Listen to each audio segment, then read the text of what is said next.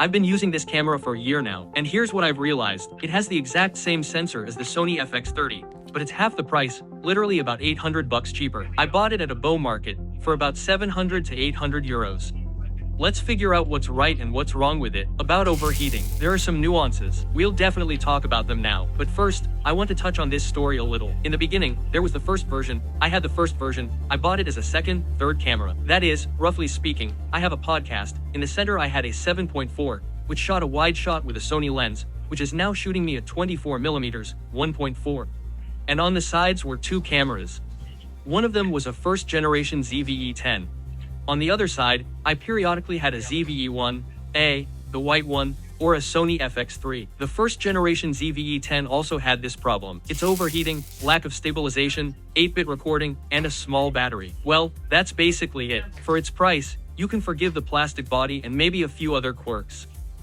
And yes, it had the old interface, the old autofocus, which I absolutely loved. When I bought this second generation ZV-10 camera, there was absolutely no mention in the description that it worked with the monitor and control app. And that was a pretty compelling argument for me, because when you're filming, for example, podcasts, and I film a lot of podcasts, or multi-camera shows, when you're the only camera operator, it's really convenient to grab a tablet and set up 3 or 4 cameras at once. See, control each one, adjust focus, and basically control the entire process. You can start recording with just one button, which is really convenient. So, the most interesting feature, well, for me, one of the most interesting features, is that this camera can work with the monitor and control app. And this was a big surprise and a pleasant bonus for me, because I even considered buying the FX30 instead of this camera just for this app alone. The second surprise is clear image zoom, which allows for tap focus, point selection, and tracking. Everything is available even while zooming. This is the first Sony camera with this feature. Okay, let's first go over the appearance. The camera is generally reminiscent of the previous version. The same plastic body, everything is as usual, but it has already begun to resemble its older model, the ZV-E10. In fact, they are probably the same body. Basically, everything is the same. The same flip-out screen that rotates in all directions. It's not exactly the same as the new A75, of course, but overall, it's a very functional design. An important point is that it now has a full-size 100 MHz battery. So, now I have the FX 3.4 and the second generation ZV-10 in all my cameras. All the batteries are the same. I can, so to speak, mix them, interchange them, and so on. The memory card is quite conveniently designed, mounted on the side. Convenient, very convenient, but watch out. If you want to change the memory card right during shooting, wait until the previous file is finalized, because I once had a problem with it. I pulled it out before finalization, and then it took me a long time to restore it all. There were artifacts using software. I dealt with everything there, of course, but, in general, the camera gave me this. Of course, these doors are very flimsy, but then again, for that price, I had a ZV-E10 camera, and for some reason it didn't work for me. Perhaps because it's twice as expensive as this one. It's full frame, but for some reason it didn't have some, unexpected niceties. This camera is full of them. That's the first thing, monitoring. Secondly, overall, well, it's convenient, the battery is already full. The ergonomics are convenient, and all that HDMI is small. Well, overall, whatever. I'm saying this again, this isn't my primary camera. If you're a professional videographer, this won't be my primary camera. It will be A, B, C, and so on. But for this role, it's perfect. I bought a cooler from Ulanzi for it, the most basic one. I put it here, plug it into a power bank, and it works great. We'll talk about overheating later, of course. On top, we have this, microphone. There are 3 capsules here. You can set. Do you want to shoot the front? Do you want to shoot yourself, as if you're standing behind the camera, or both sides at once? Perhaps they wrote 2 capsules here. I think 3 capsules. Well, here's a dead hamster.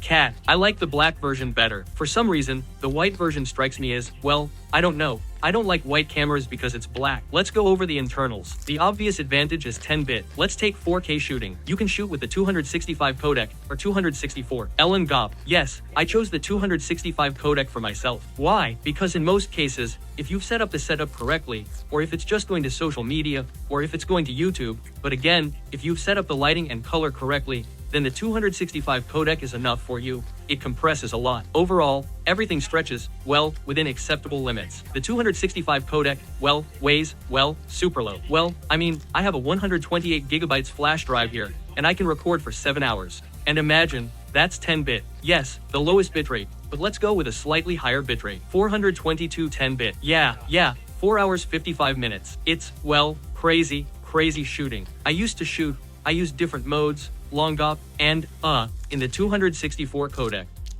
Well, to be honest, I just decided that it was okay for me. I like the quality. As for the nuances, look, well, it's clear that there's a newfangled menu here. You can switch everything. By the way, I recently updated my Sony A6000, and it also got an updated menu. Now it also has this, well, not the Big 6 menu, well, in short, a menu with all your basic settings. And you can also use the sensor to call up all these things with your fingers.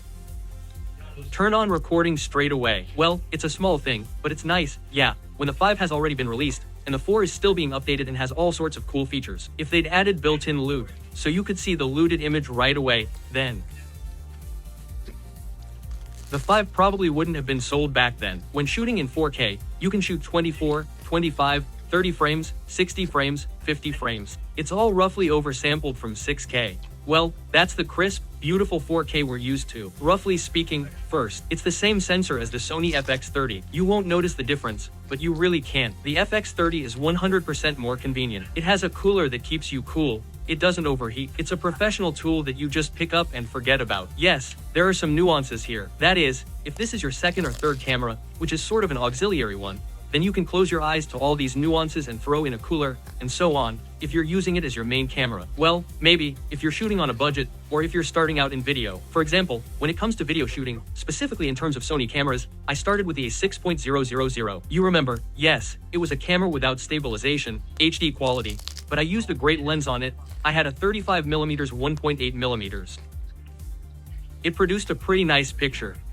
I used it to shoot stars and a lot of other people. I was working in Kyiv at the time, I had my own studio, and, in general, everything looked very nice, decent for the time. Now, of course, the 6.000mm is no longer suitable, but the second generation ZV-E10 is a truly budget camera, which is, you know, a smooth entry point. You could, in principle, start with the first generation, but it's already outdated. The second generation, literally in Europe on the used market, the first generation costs €500, the second generation costs €800, or maybe 750 or so. Well, the difference is €250, but it's a colossal increase in picture quality, in everything. So, it's really an FX30 in a cheap case. Let's finally talk about overclocking. I used it without anything, for a shoot in my apartment. I just put it on to test, to understand what I should be aiming for. The apartment was about 22 degrees Celsius, and it worked perfectly. It didn't overheat at all. Behind me, I think there was an overheating icon, but the camera didn't turn off for several hours. It just wrote to the memory card until the battery died. But just in case, I always throw in a cooler, and for, say, podcasts or important shoots, I use it as a second or third camera. Well, as a third camera, because I have an FX3 and an A74. It's like a third camera with a cooler. It doesn't overheat at all. It works absolutely brilliantly. The power supply is constantly plugged in here. For example, on some shows or somewhere on podcasts. Power. It's powered, runs on a battery or from the mains, and is absolutely fine.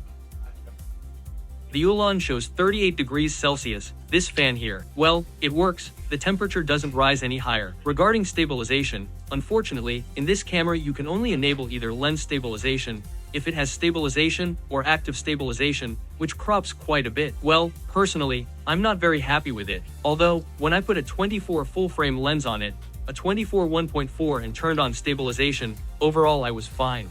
That is, it was somewhere around 60mm. Well, overall it's fine. You can shoot some vertical interviews, you know, some other storytelling. I really shot. Overall, I'm fine. Who is this camera for? This camera is primarily for beginners.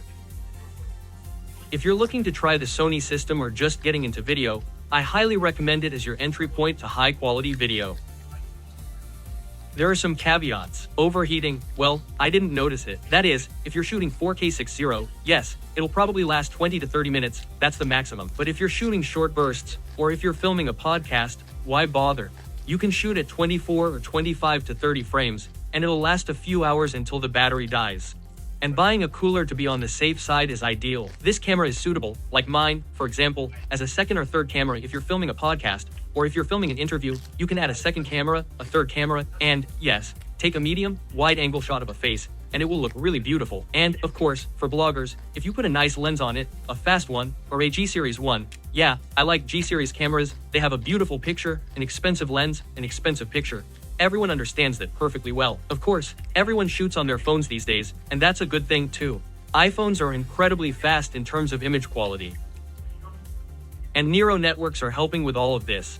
But if you want to shoot something cinematic, beautiful, and authentic, and don't want to spend a lot, this camera is for you. Stas was with you. Subscribe, like, watch my reviews of vlogs. I'm waiting for everyone in the comments. Bye.